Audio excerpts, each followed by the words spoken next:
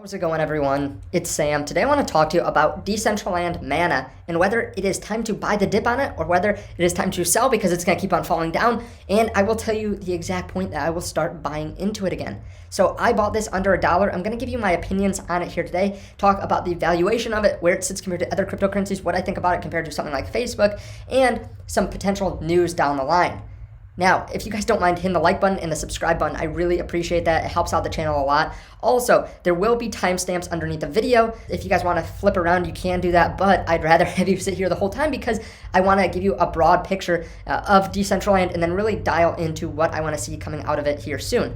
Now, on this channel, I talk to you about having some cash on the sidelines a lot, and I can't stress that enough how important that is. We've seen the CPI data, we've seen the PPI data. You don't want to have your money in US dollars necessarily because you're going to lose a lot of purchasing power, which is where today's partner of the channel comes in, Vyers Finance. I have a link to this underneath the video, but you can get up to 25% APY on some of your stablecoins and on some of your cryptos in here.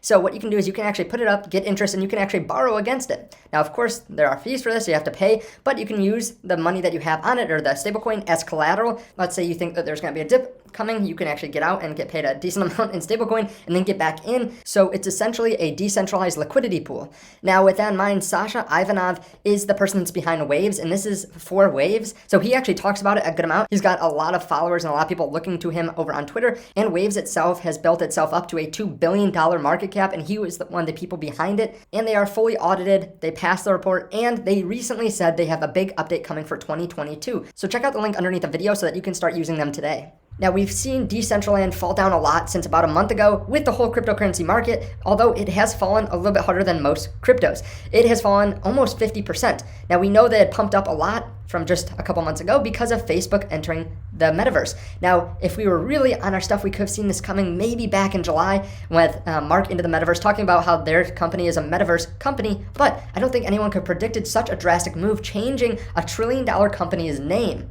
especially because they went into something that's a little bit different than what they're doing already. Now, with that being said, they are not the first metaverse company out there. If you remember, back in 2013, there's this company, virtual world called Second Life. It hit 1 million monthly active users and still has thousands of users now. Now, this is much larger than something like Decentraland, which had about 1,500 daily active users. This was at the beginning of the year, and now, back in March, it hit about 10,000. Now, I've seen some different numbers on this. We're just going to go with 10,000 daily active users. I think that might be a little bit high, but I will go with that number. Now, compare this to Facebook. Let's take a look.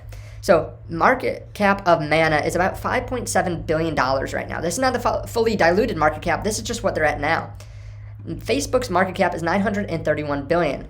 You compare the users, and you get a market cap per user of over $500,000 for Mana and $483 for Facebook. Obviously, there's a huge disparity. It's about 1,173 times more expensive Mana compared to Meta. You have to remember, though, that it's not all about the cost per user. Now, that is not great, right? I would much rather have it be about the same, but they are different. One's a crypto, one's in a very quickly growing industry, and one of the companies, Facebook, has about 1/3 of the world using it daily. So one's a little bit more bulletproof, one's more speculative. You always pay more for something that's going to grow quickly, and you have to realize that they are very different. Mana has a lot of NFTs and in-game currencies, which is the way of the future, while Facebook is, I don't want to say a dying platform, but a platform that a lot of younger generations don't really like. They don't like the oversight. They don't like the big brother feel, which is where I think people will eventually turn to some of these decentralized metaverses. Obviously, a lot of people will be coming into Facebook's metaverse, and Facebook has a lot of money to throw at it, but people will be interested, in my mind, into the decentralized metaverses. They're interested in gaming cryptos. They're going to be interested in these virtual worlds where they can actually come out of it with something instead of just feeling like they've lost hours and hours sitting in it. So, with that in mind, Decentraland has come down a lot still. So we have to look at whether now is the time to buy. So we have gotten some big news recently. Adidas entering the metaverse, Nike entering the metaverse. Both of these make big splashes and push up metaverse cryptos. We also can see some of the land sales for metaverses, like Decentraland selling for literally millions of dollars. Lots of land selling for millions of dollars in Decentraland, and that definitely pushes up the price. I personally think that a lot of the metaverse cryptos will die.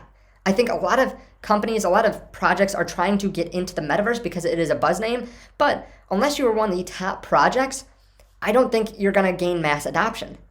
I think just like social media, these metaverses, the top metaverses will prevail. Sandbox, Decentraland, maybe a few others, but if you look at social media, not many social media sites actually have done well. I mean, there are a couple that rule the internet: Instagram, Facebook, TikTok, Twitter, YouTube, if you want to call that a social media site.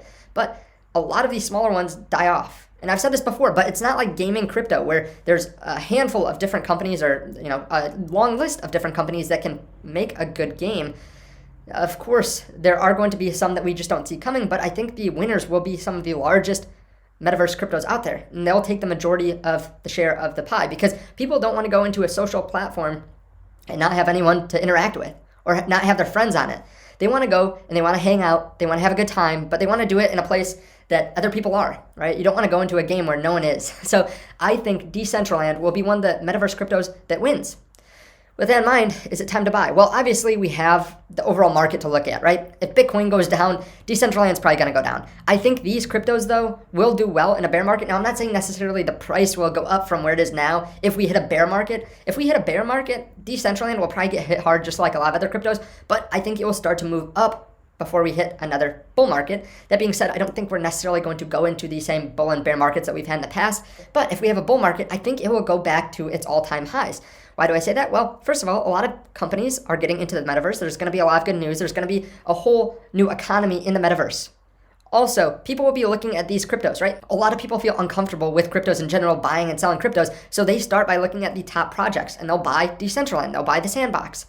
We'll see news for those different cryptos, and people will buy them. Now, it has been beaten down a good amount. We've seen some support recently, but we have to remember, we moved up very quickly. We moved up very quickly to this $5 mark. We've seen some support right under $3. I am going to start buying if we see it fall under $3 again. Now, I realize that we might not get there, and I'm okay with that. We saw some support here today. We saw some support a few days ago at $2.94. If we get under $3, I will start DCAing. Now, I'm not going to go put all my money in Decentraland because, honestly, it's still expensive, right? It's still an expensive crypto, but I am willing to dollar cost average a little bit in. Now, this is not one of my largest investments by any means. I think this is riskier, higher potential upside, but also riskier than some of the other investments I make. But I will be looking to dollar cost average a little bit into it. Now, I want to hear what you think. Is it too late to buy Mana? Are you buying the dip? Are you going to wait for under $3? Let me know down below in the comment section.